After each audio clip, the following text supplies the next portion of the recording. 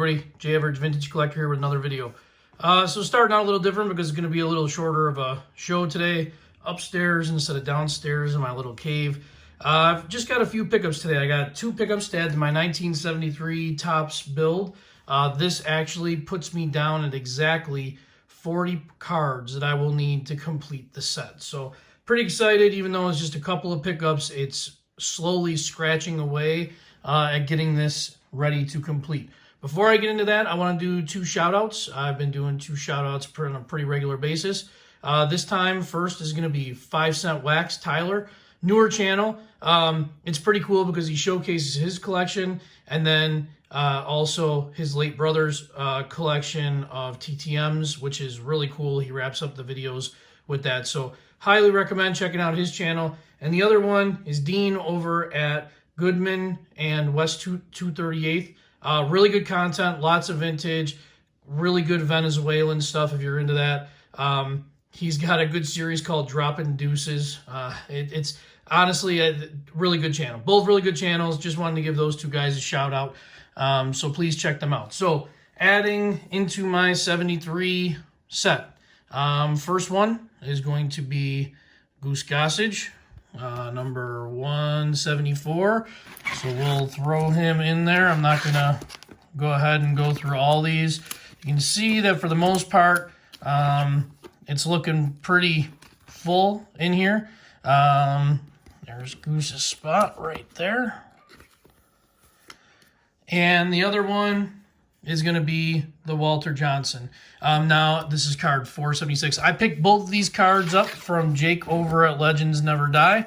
Got them for a nice little price there. So put this guy in. This is where it kind of gets a little hit or miss with what I have. 473, 74, 5, and 76. Go right there.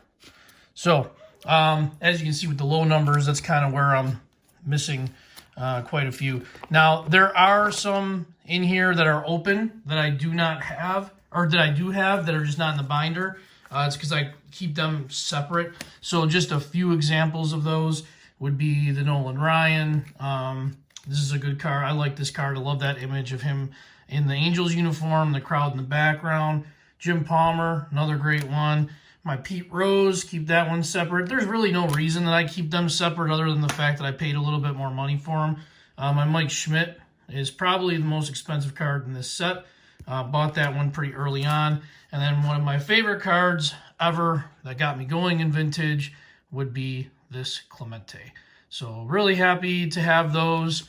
Yeah, there's really not too much more. I've said it over and again that I am in save mode, so it's going to be very slow stuff for me. This is just getting into the high numbers right around here. Those actually are not too much of a problem for me.